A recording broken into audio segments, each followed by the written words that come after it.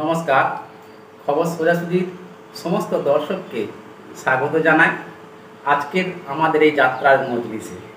আজকে আমাদের সঙ্গে আছেন বিশিষ্ট যাত্রা কলাকার প্রভাস পাল। দীর্ঘদিন ধরে তিনি যাত্রা লিখে চলেছেন এবং তার সেই যাত্রা বেতারে সম্প্রচারিত হচ্ছে এবং আজ প্রায় ওনার বয়স ৭৬ বছর হতে চলল, কিন্তু এখনও তার লেখনী থামেনি। অনবরত তিনি মানুষের মনোরঞ্জনের জন্য যাত্রা লিখে চলেছেন। সদ্য তার লেখা অনুষ্ঠিত হয়েছে, বেতারে সম্প্রচারিত হয়েছে মসনদ তুমিকা, সেই যাত্রাও আমরা দেখেছি। প্রভাসবাবু, আমাদের খবর সোজাসুজিতে আপনাকে স্বাগত জানাই। আপনাকে যেটা বলবো যে আজকের এই আমাদের এই যে যাত্রার মজলিস, এই যাত্রার মজলিসে আলোচনা শুরু করার আগে আপনার কাছ থেকে একটা ডায়লগ শুনতে চাইবো, যে আমাদের দর্শকদের উদ্দেশ্যে, খবর সোজাসুজি দর্শকদের উদ্দেশ্যে একটা ডায়লগ দিয়ে আজকের আমাদের কথোপকথন আমরা শুরু করি। এটাই মসনদ তুমিকার থেকে। হ্যাঁ, এই সাম্রাজ্য দিনে দিনে তিল তিল করে বড় হতে হতে মহিরুহে পরিণত হবে। দীর্ঘকাল দীর্ঘস্থায়ী সাম্রাজ্যের গৌরব গাথা বিশ্ববন্দিত হবে। কালের নিয়মে নতুন নতুন বাদশা আসবে মসনদে। মসনদ সম্মান রক্ষার জন্যে জীবনপণ করে লড়াই করবে। মুঘল সাম্রাজ্যের প্রতিষ্ঠাতা জাহিরউদ্দিন মোহাম্মদ বাবরের নাম স্মরণীয় হয়ে থাকবে। নতুন করে কাউকে জিজ্ঞাসা করতে হবে না, মসনদ তুমি কার। বাহ, খুব চমৎকার ডায়লগ। তা আমাদের দর্শকদের উদ্দেশ্যে আপনি বলুন যে এই লেখাটি আপনার কোন যাত্রায় আছে, কোন যাত্রার লেখা এটা? এটা মসনদ তুমিকা, ওই বাবর, সম্রাট বাবরের পটভূমিকা। আচ্ছা আচ্ছা, মসনদ তুমিকা। আচ্ছা, যাত্রার সঙ্গে আপনার প্রথম সম্পর্ক কবে থেকে হলো? বিশেষ কোনো ঘটনা যদি একটু বলেন। যাত্রা সম্পর্কে, যাত্রা নিয়ে আমার জীবনযাত্রা শুরু। আচ্ছা, যখন পাঠশালায় পড়ি তখন থেকেই গ্রামীণ সব যাত্রা হতো। সেই যাত্রা নিয়ে আসলে তাদের রিহার্সাল শুনতে যেতাম। এইভাবে ক্রমশ অনুপ্রাণিত হয়ে হয়ে পরে তারপর আমরা যাত্রা ঘুরবো, রিহার্সালে গিয়ে বসে থাকতাম। তারপর আস্তে আস্তে যাত্রায় অংশগ্রহণ করতাম। তারপরে পেশাদারি যাত্রা শুনতে গিয়ে লেখকদের একটু অনুপ্রাণিত হলাম, যে কোন লেখক কীরকমভাবে লিখছেন, আমি যদি একটু লিখতে পারি।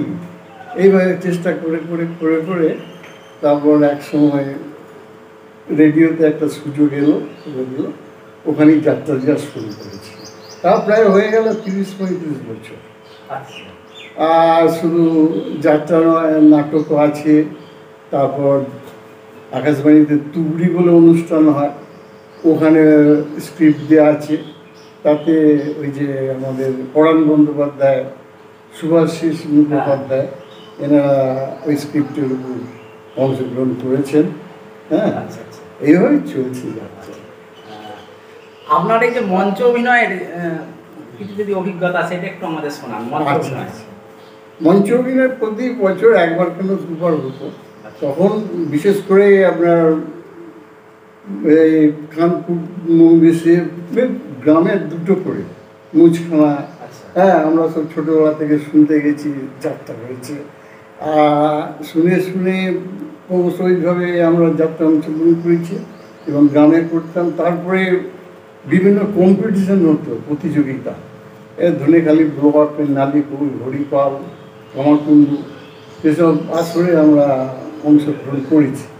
করতে করতে এবার আমাদের গ্রামেও একটা বাৎসরিক যাত্রা অনুষ্ঠান করা হলো 10 রাত্রিব্যাপী। সে একটা মানে বিশাল মেলা এবং আনন্দোৎসব। ও মানুষ ঠিক আছে, সন্ধ্যে হয়ে যাচ্ছে, কোনো ব্যাপার নেই, কিন্তু যাত্রার যে গদ বাজলো, কোথাও থেকে টিমের মতো লোক এসে একদম ৫-৭ লোক জমা হয়ে গেল। আর যাত্রার দলও দূর দূর থেকে আসতো, চাঁপাডাঙ্গা থেকে, বর্ধমান থেকে। তারা নিজেদের মতো খরচপাতি, লাভ লোকসান নিয়ে চিন্তা করত। আমরা কিছুটা দিলাম, আর তারা নিজেরা খরচ করে এসে যাত্রা করে গেল। হ্যাঁ, এইভাবে। এবং বিচারক থাকতো রাখাল সিং রায়, তৎকালীন যাত্রা শিল্পী। তারপর আমাদের সমসপুরের প্রখ্যাত কলাকার গৌরচন্দ্র ভর মহাশয়, ওনাকে আমরা এখানে বিচারক হিসেবে নিয়ে এসেছি। ওনার বিচারকের ফার্স্ট সেকেন্ড থার্ড হয়েছে এবং সবার সাথে একটা আনন্দময় পরিবেশ, যার ফলে এখনো কোনো যাত্রার কথা বা কত গ্রামীণ মেলায় হয়তো গ্রামে একটা যাত্রা লাগানো হয়েছে, কিন্তু দেখা যায় তার উৎসাহ যেন এখনো সবাই বেশ সমানভাবে অনুপ্রাণিত। যাত্রা হবে, শুনবো, বুঝবো। হ্যাঁ, এই জিনিসটা এখন এবার আরো বাড়লে ভালো হয়। মঞ্চতে অভিনয় করেছেন, সে একটা স্মরণীয় কোনো ডায়লগ? সে স্মরণীয় ডায়লগ সেরকম আমার মনে নেই। হ্যাঁ, কারণ আমি একটু ভিলেন প্রধান ছিলাম তো। আচ্ছা আচ্ছা, সেইটাই আমরা সেই ভিলেনে দেখা ডায়লগ, সেই ওই মামাটি মানুষের বোধহয় ডায়লগ, সেই বললে আমাদের গরিব মানুষের উপর, আর বললে দৌড় গরিব আরো মরবে, তবে আমি তো বড় খবর না কি একটা আছে, আর ঠিক স্মরণে আসছে না। আচ্ছা আচ্ছা আচ্ছা আচ্ছা, আমাদের এই যে মৌবেশ গ্রাম আর যাত্রা কম্পিটিশন ছিল একটা সমার্থক ব্যাপার। বর্তমানে বর্তমানে এই যে প্রজন্ম, এই বর্তমান প্রজন্মের কাছে তাদের একটা গল্পকথার মতো। কেমন ছিল সেই সব দিন?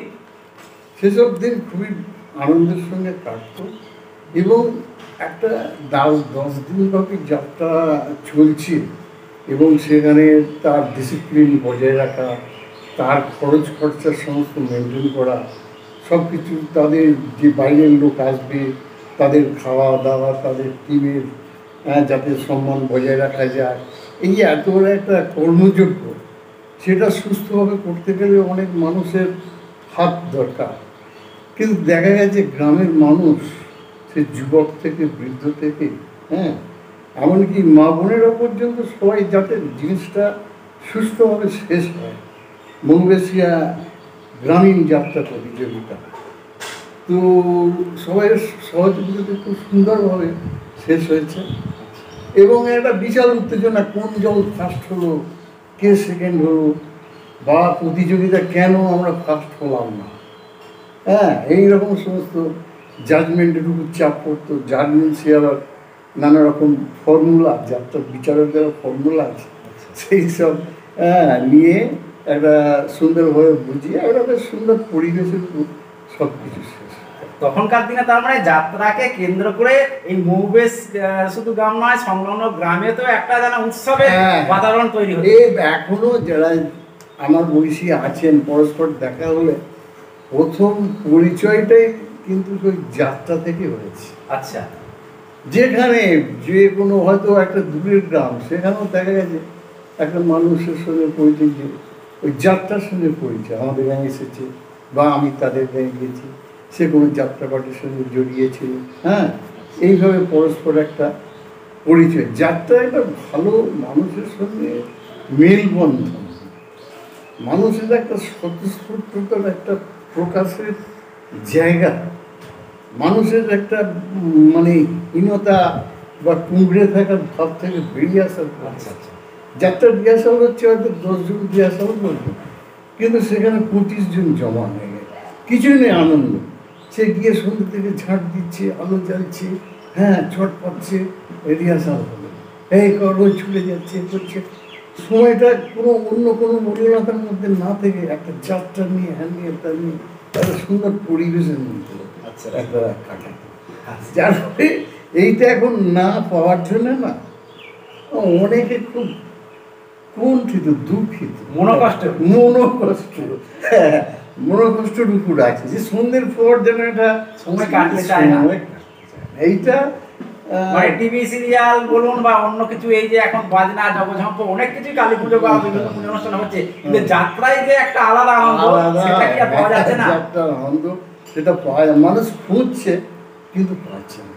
হ্যাঁ, অবশ্য অনেকগুলো কারণ আছে। প্রথমত মানুষ নানাভাবে তাদের জীবন জীবিকা ছড়িয়ে পড়েছে, বা যাত্রার জায়গাটা প্রধানত একটা বেশ খরচের জায়গায় চলে গেছে, যেটা গ্রামের মানুষরা ঠিক পেয়ে উঠছে না।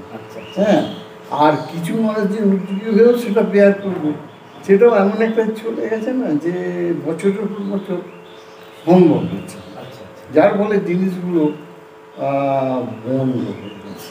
তবু কিছু কিছু জায়গায় এখনো সব করছে, হ্যাঁ, ছোটোখাটো দল সব তারা গ্রামে গ্রামে গিয়ে করছে। আর মাধ্যমে মানুষ টিভিতে বসে থাকে, মানে মনের খোরাক ঠিক মিটছে না। মনের খোরাক মিটছে না, ওই কোনো রকমের সময় কাটানো হচ্ছে। আচ্ছা, তবুও আমি একজন মানে সেই মানে যাত্রার মধ্যে হয়ে এটা আমার আশা যে যাত্রা আবার সেই জায়গাতে ফিরে আসবে।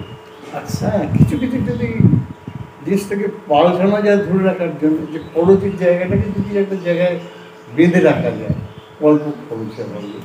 আর প্রথমত যেটা স্ত্রী মহিলা চরিত্রে যারা অভিনয় করে তারা বাইরে থেকে আসে, তাদের খরচটা ক্রমশ চার্জটা বেশি। আচ্ছা, ওই জায়গাটা যদি কমানো যায়, মানে এখন আমার বক্তব্য কি যে এখন মেয়েরা শিক্ষা দীক্ষা স্কুলে করছে, বিভিন্ন প্রোগ্রামে অংশগ্রহণ করছে, এখন তারা যদি একটু গ্রামীণ যাত্রায় এগিয়ে আসে, দু একটা রোল করলো, তখন তো এই খরচটা লাগছে না। হ্যাঁ, এইসব করে কিন্তু দেখা যাবে অল্প পয়সার উপরে যাত্রাটা করা যাচ্ছে এবং জিনিসটা গ্রামে আবার চালু হয়ে যাবে।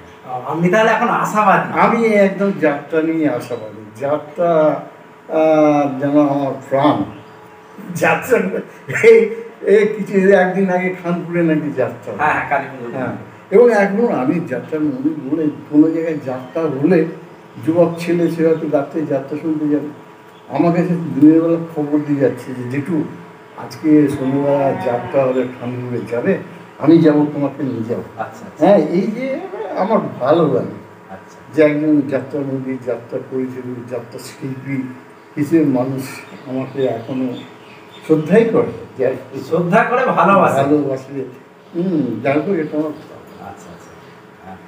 আপনি তো যাত্রার বই লিখেছেন শুনেছি, তা সে বই কি বাজারে পাওয়া যায়?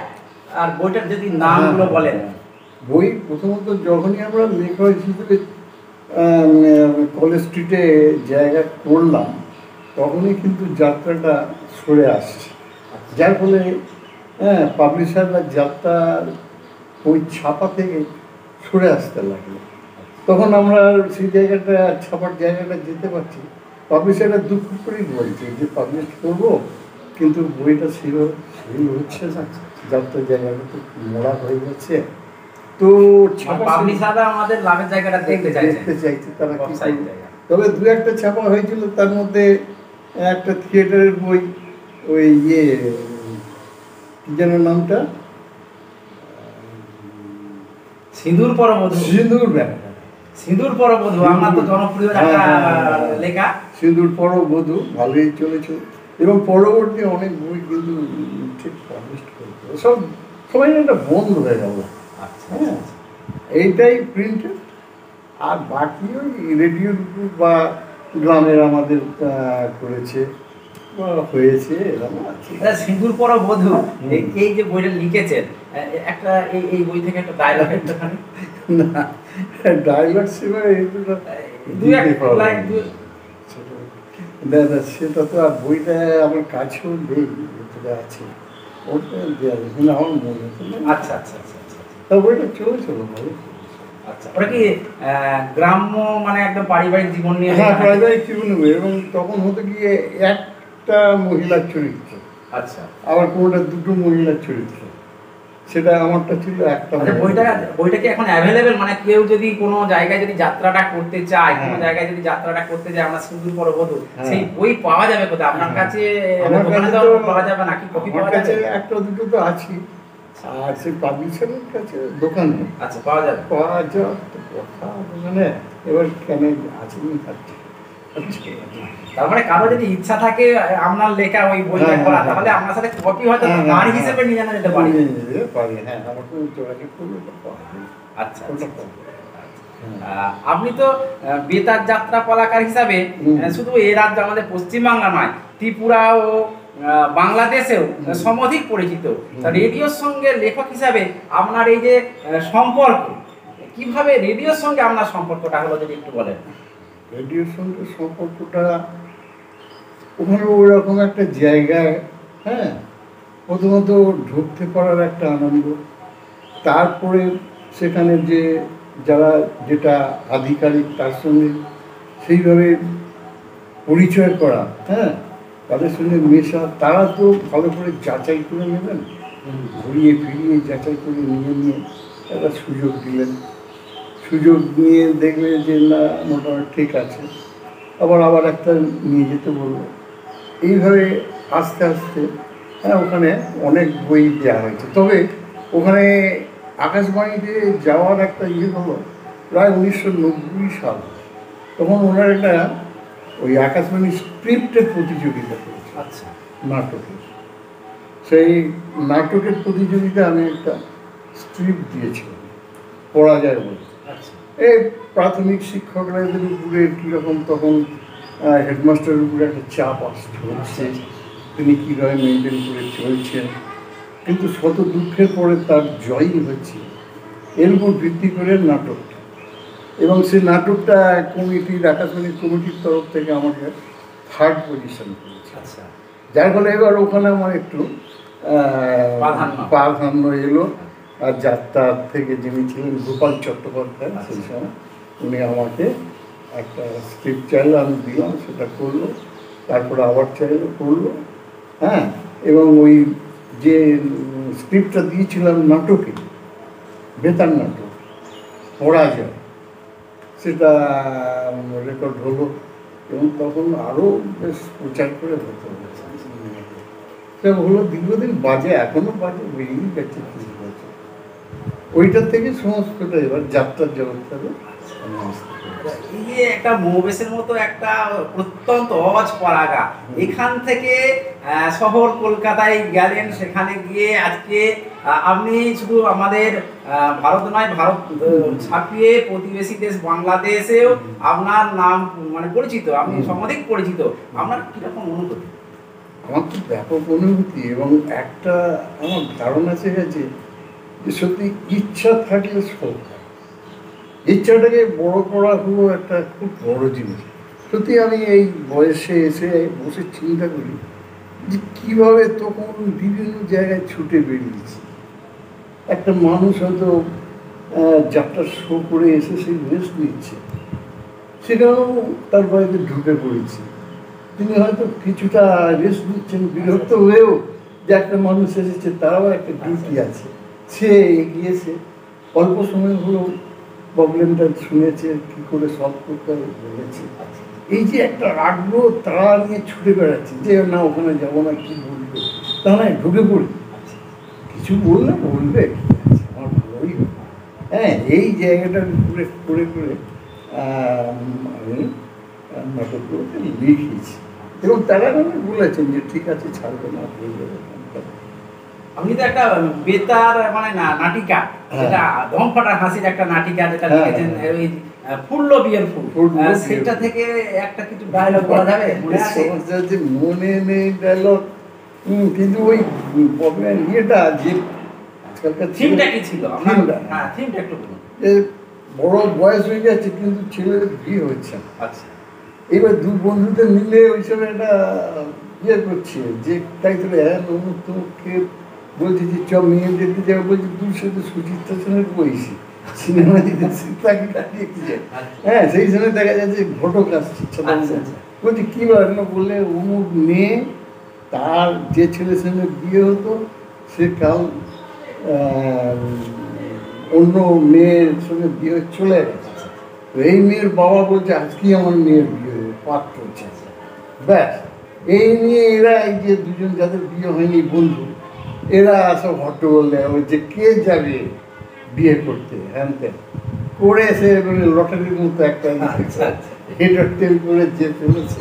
আচ্ছা, হ্যাঁ, তার বিয়ের ফুল ফুটে গেল। আচ্ছা আচ্ছা আচ্ছা, রেডিওতে কেবলই যাত্রাপালা নাকি অন্য কিছুও লিখছেন, সেগুলো কি কি, এবং সেগুলো থেকে দু একটা ডায়লগ তো আপনাকে দর্শকদের উদ্দেশ্যে শোনাতেই হবে। যাত্রাপালাটাই আমি মোটামুটি নিয়ে থাকি তো, আর রেডিওর ব্যাপার হলে সবগুলো নিয়ে থাকা যায়। আচ্ছা, হ্যাঁ, ও যে যাত্রাপালা নিয়েই থাকে, আমাকে যাত্রাপালা নিয়ে থাকতে হবে।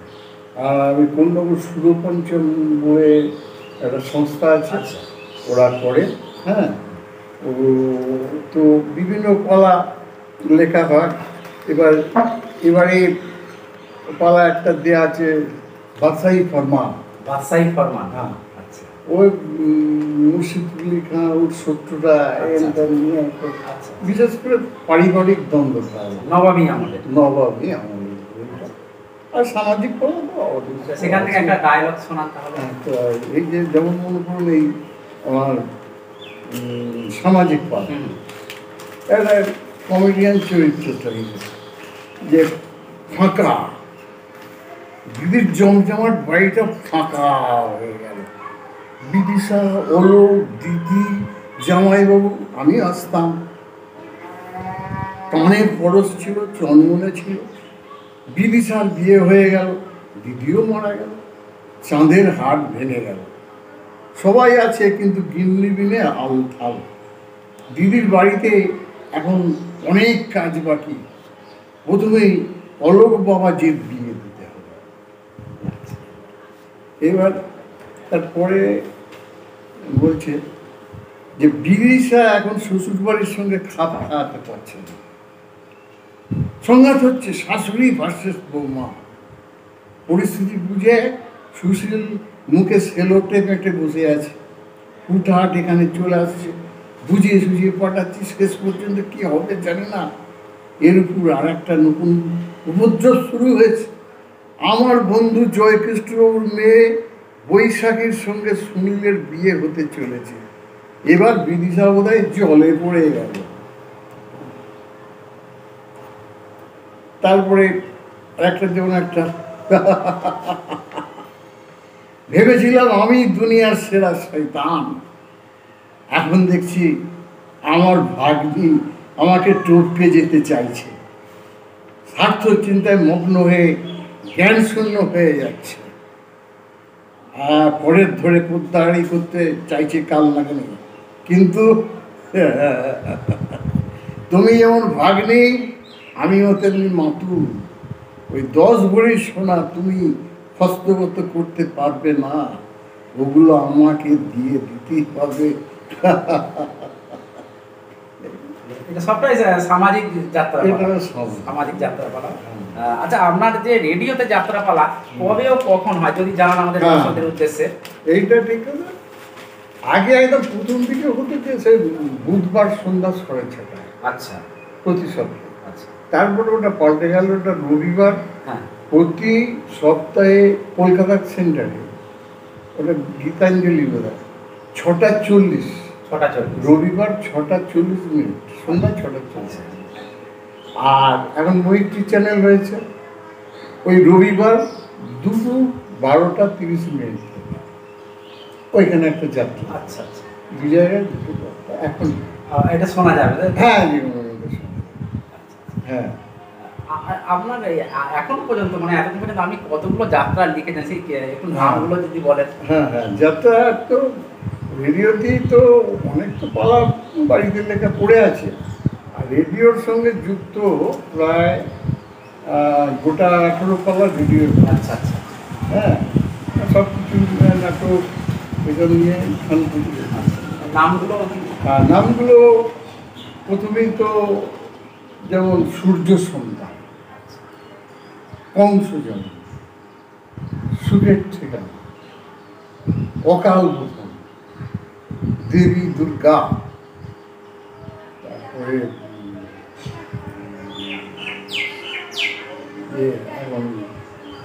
মধুনাত্মিকা সম্প্রতি যেটা লিখেছেন। সম্প্রতি। তারপরে তার উপরে হলো শেষ শ্রদ্ধা, স্বার্থ বিসর্জন। হ্যাঁ, তারপরে সুখের ঠিকানা, সুখের ঠিকানা। তারপরে আরেকটা কি ঠিকানায় আছে, তারপরে অজ্ঞাতবাস, দময়ন্তী। সবগুলো এই সময় মনে পড়ছে না। হ্যাঁ, সব একসঙ্গে। আচ্ছা, এই যে এতগুলো যাত্রা আপনি লিখেছেন সবগুলো হয়তো আমার এই সময়ে মনে আসছে না। আপনার এর মধ্যে সামাজিক মানে সেরা যাত্রাপালা আপনার মতে কোনটা, সেখান থেকে একটা ডায়লগ শোনান আপনার মতে। যদিও জানি যে যিনি পালাকার যিনি লিখছেন তার কাছে সবই সেরা, তার সেরাটাই তিনি দেওয়ার চেষ্টা করেন, কিন্তু তাও আপনার মতে বলুন যে কোনটা সবচেয়ে সেরা বলে আপনি মনে করছেন যে সামাজিক সেরা যাত্রাপালা, সেখান থেকে একটা। একদমই ঠিক কথা বলেছে। মানে সেই সন্তান তুল্য তো যার কাছে, ঠিক কথা, কে কম কে বেশি নয়, তবুও তার মধ্যে থেকে যেমন সুখের ঠিকানা, এটাও ভালো এবং কন্টিনিউ 30 বছর বেজে যাচ্ছে। এখান থেকে কি একটা ডায়লগ বলা যাবে? ডায়লগ বলাটা আমি একদমই তো অনেকটা ব্যাপার, তো ডায়লগ বলাটা একটু ওই পারিবারিক ব্যাপার, ভাই ভাই একটা দ্বন্দ্ব, কিন্তু ভাই যদি ঠিক থাকে, আচ্ছা, এক ভাই হয়তো চাকরি করে, অন্য ভাই করে না, তো সে অত্যাচারিত হয়ে যাচ্ছে পরিবার থেকে। কিন্তু বড় ভাই এমনই দৃঢ় যে প্রয়োজনে আমি চাকরি ছেড়ে দিয়ে এই ছোট ভাইয়ের পাশে থাকি, তবু স্ত্রীর কোথায় আমি উদ্বোস করবো, মা তাহলে আমাদের সুখের ঠিকানা। মানে এটা সামাজিক যাত্রাপালা, অর্থাৎ আমাদের এই যে যৌথ পরিবার, আগে আমরা যেটা দেখি যৌথ পরিবার ছিল, কিন্তু বর্তমানে সেই যৌথ পরিবার আজকে অনুপরমাণুতে ভেঙে যাচ্ছে। কিন্তু আপনার লক্ষ্যই হয়েছিল যে সবাই একসাথে নিয়ে যৌথ পরিবার কিভাবে গ্রাম্য জীবনে সেটা বেঁচে থাকে, যৌথ পরিবার নিয়ে চলে, সেটা নিয়ে কি যাত্রার বিষয়বস্তু? হ্যাঁ, একদম এইটা। এবং সেই সময় ওইটা একটা মানে রেডিও যেভাবে পালা হতো আমার ধারণা, এটা একটা নতুন ছকে চলে আসে। আচ্ছা, যার ফলে খুব ভালো ছক। আপনি তো যে যাত্রাগুলো বললেন অনেকেই দেখলাম ঐতিহাসিক যাত্রাপালা তার মধ্যে রয়েছে, কোনো একটা ঐতিহাসিক যাত্রাপালা থেকে কোনো একটা ডায়লগ কি শোনাতে পারবেন? হ্যাঁ, ঐতিহাসিক যাত্রাপালা তো আছে, যেমন এই বাদশাহী ফরমান, একটা দরবেশ মানে সন্ন্যাসী, হ্যাঁ, আমি বারুজকে ভালোবাসি, 70 গান গাই, 70 মোড়কে মিথ্যার লড়াই দেখলেই দাঁড়িয়ে যায়, 70 জয় হলে আবার পথ চলা শুরু করি, বেশ আছি, খাই দাই ঘুরে বেড়াই, ভোজনার রাম সরোবরের তীরে, অন্নপূর্ণার মন্দিরে ভোগ খাই, অপর তীরে মসজিদে সিন্নি খাই, ঘুরে ঘুরে বেড়াই, শুনি ভজন, বাউল আর কাওয়ালি গান। তাই যাওয়ার আগে তোমাদের বলে যাই, কুর্সির লোভ ছেড়ে হাত দুটোয় ভালোবাসার আতর মাখিয়ে জড়িয়ে ধরো চাষি মজুর শিল্পীদের, তাহলেই তোমাদের অন্তরে জাগবে শুভবোধের আলো, দূর হবে অন্তরের কালো, হাজারো হাজারো ইসলাম দিয়ে মানুষ দেবে ভালোবাসার প্রতিদান। চমৎকার, মানে খুব সুন্দর একটা ডায়লগ শোনালেন আমাদের বাদশাহী ফরমান এখান থেকে, তাই তো? বাদশাহী ফরমান। তাই এই যে যাত্রা, এটা তো একটা লোকশিক্ষার মাধ্যম, যাত্রায় তো লোকশিক্ষা হয়, তাই এত প্রাণবন্ত একটা লোকশিক্ষার মাধ্যম বর্তমানে কিন্তু দেখা যাচ্ছে আদর পাচ্ছে না। কেন, এই ব্যাপারে আপনার কি মত? কেন হারিয়ে যাচ্ছে আমাদের সমাজ থেকে যাত্রা ক্রমশ? অনেক রকম এর মধ্যে ব্যাপারটা হয়ে গেছে, মানুষের একটা রুজি রোজগারের তফাৎ একটা এসেছে, আর রাজনীতির ব্যাপারগুলো এসে গেছে। একই মানুষ, তাদেরকে নিয়ে নিজেদের পরে ভোট করাতে হবে, এই জায়গাটা থেকে একটা ভুল বোঝাবুঝি সৃষ্টি এইসব হওয়ার পরে না একটা ক্রমেও দূরে সরা। এখন বলতে গেলে আমরা চিন্তা করি, আমাদের যারা বয়স হয়েছে, আমরা তো কোনো কারণ খুঁজে পাই। আমরা জানি যে অমুকে বন্ধু, হ্যাঁ, একবারকে আমি রং দেবো বলে ছুটছি, সে ছুটে যাচ্ছে ওখান পর্যন্ত, আবার আসছি, আবার দুজনে যাত্রা ক্রিয়াশালে বসে যাচ্ছি, সেই হিন্দুর রোল করছে, আমি মুসলমানের রোল করছি, হ্যাঁ, কী করে যাত্রাটা ভালোভাবে শেষ হবে তার জন্য চিন্তা করছি, মেলাটা কী করে ভালো চলবে তার জন্য চিন্তা করছি। আমরা ফুটবল নিয়ে কামড়াকামড়ি করছি, ছুটি করছি, তাদের বাড়িতে গেছি, সে আমার বাড়িতে এসেছে, তার মা আমাকে নিজে ছেলের মতো যত্ন করেছে, সে আমার বাড়িতে, আমার তো সেরকম ভাবনা, সেই জিনিসটা যেন কীরকম, এইসব কারণের জন্য ফালতু একটা মানুষের জীবন হচ্ছে। এর কোনো কারণ নেই, এগুলো মানে মানুষের সৃষ্টি। হ্যাঁ, এই কিছু মানুষ এসব পরিকল্পনা থেকে গুটিয়ে গেলে না, অন্তত মানুষের মতো বেঁচে থাকবে, মানে মানুষের মধ্যে সেই আন্তরিকতা যেটা আগে ছিল, সেইটা প্রাণবন্ত যে আন্তরিকতা, সেটা আর খুঁজে পাওয়া যাচ্ছে না, কোনো মতে খুঁজে পাওয়া যাচ্ছে না, এই টানাটানি করাচ্ছে। আচ্ছা, যাত্রাকে জনপ্রিয় করতে বর্তমান সমাজে, বর্তমান প্রেক্ষিতে আপনার দাওয়াই কি? আমার দায় হলো যাত্রা,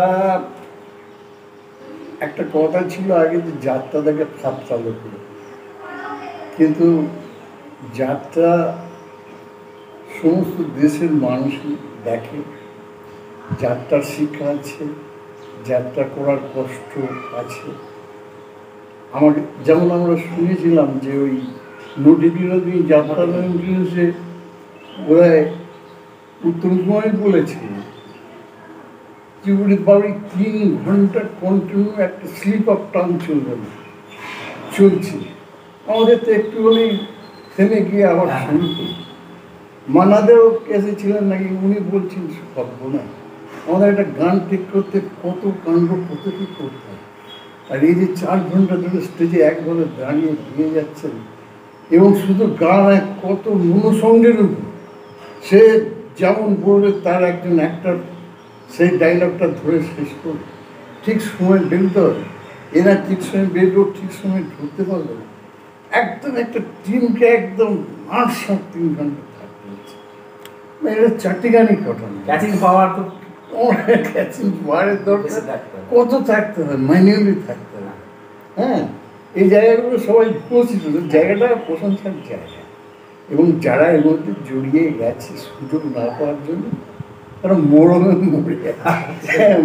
মরে আছে। তো একটু সবাই মিলে এগিয়ে এলে আর এই খরচের জায়গাটা একটু কম এসে গেলে না।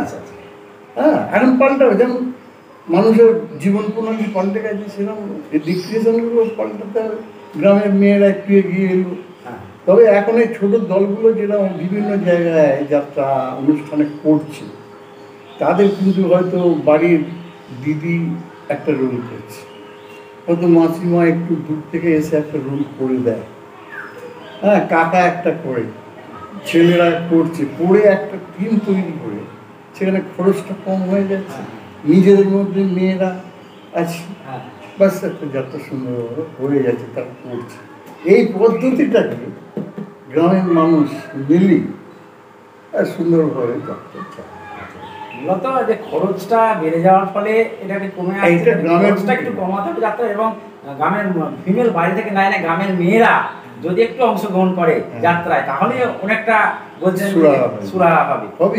আচ্ছা আচ্ছা, আপনার থেকে তো আমরা সামাজিক আর ঐতিহাসিক পালার ডায়লগ শুনলাম, আপনি শোনালেন, বাকি রয়ে গেল পৌরাণিক পালা।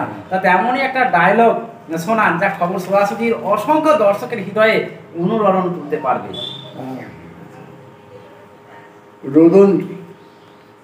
রোদন সম্বোধন করো দ্রৌপদী, অন্তরে সদা আমার নাম জপ করো। তোমরা বিপদমুক্ত হবে, স্বর্গের দেবদেবীরা তোমাদের গতিবিধির উপর নজর রাখছে। তোমাদের কোনো ক্ষতি হলে ধর্ম বিলুপ্ত হবে ধরণী থেকে। যত অন্যায়কারী, অত্যাচারী, অধার্মিকের পতন অনিবার্য। কীচকের কক্ষে গমন করো নির্বিধায়। গমনকালে সূর্যদেবের ধ্যান করবে সর্বদা। শুধু কীচক কেন, জগতের কোনো অশুভ শক্তি তোমার কেশাগ্র স্পর্শ করতে পারবে না। পাঞ্চালী, কোন যাত্রার আমরা? হ্যাঁ, এটা হলো দেবী দুর্গা, না অজ্ঞাতবাস। অজ্ঞাতবাসে ছিল পাণ্ডব।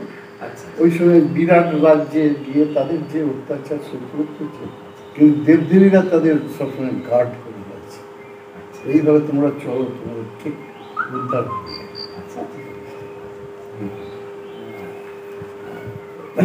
দর্শকবৃন্দ, আপনারা শুনলেন অসাধারণ সমস্ত ডায়লগ এবং কথাবার্তা, যেগুলো আমাদের অজানা ছিল।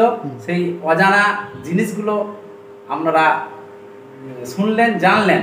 একটা গান শোনানো যাবে, গান তো হ্যাঁ ঠিক আছে, গান একটা আছে তো, হ্যাঁ শুনে একটু যদি শোনেন ভালো আছে।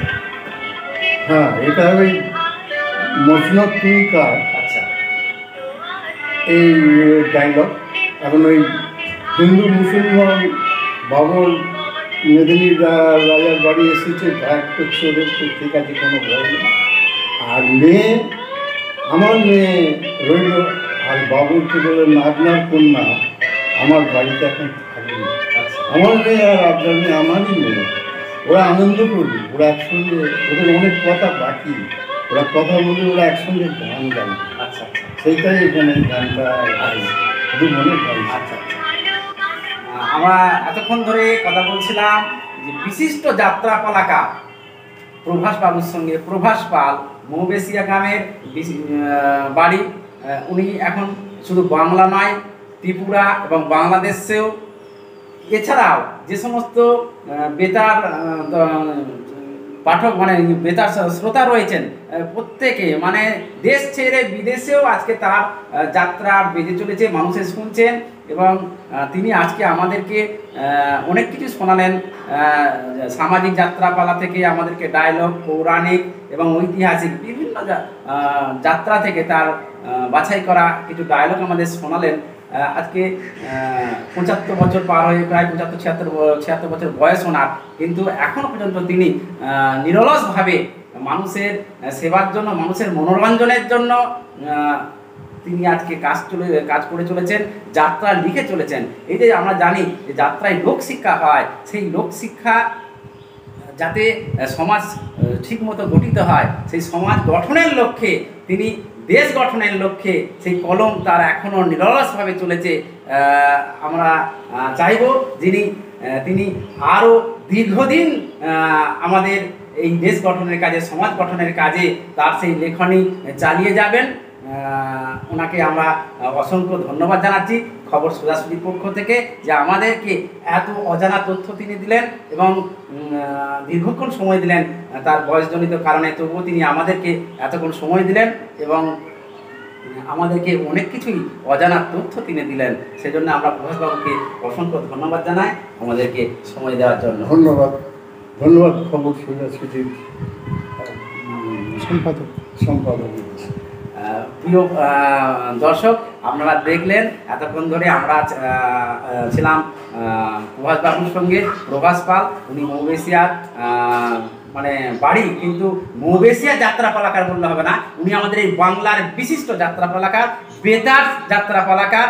এবং তিনি যাত্রায় নিজে অভিনয় করেছেন, অজস্র যাত্রা লিখেছেন, এখনও পর্যন্ত লিখে চলেছেন। সম্প্রতি তার একদম আলোড়ন ফেলে দেওয়া যে যাত্রা মসনদ তুমি কার, যেটা এই যে রাজনৈতিক প্রেক্ষাপট, অনেকেই হয়তো ভাবে রাজনৈতিক প্রেক্ষাপটে লেখা, কিন্তু ঘটনা তা নয়। এই ভোটের আবহে কিছুদিন আগে যাত্রাটা মঞ্চস্থ হয়েছে। এই নবাবী আমলের প্রেক্ষাপট নিয়ে সেই যাত্রা অনুষ্ঠিত হয়েছে, বেতারও সেই যাত্রা শোনা গেছে, মসনদ তুমি কার। আমরা আরও একবার প্রভাস বাবুকে ধন্যবাদ জানাচ্ছি দিয়ে আজকে আমাদের এই যাত্রার মজলিস অনুষ্ঠান শেষ করছি।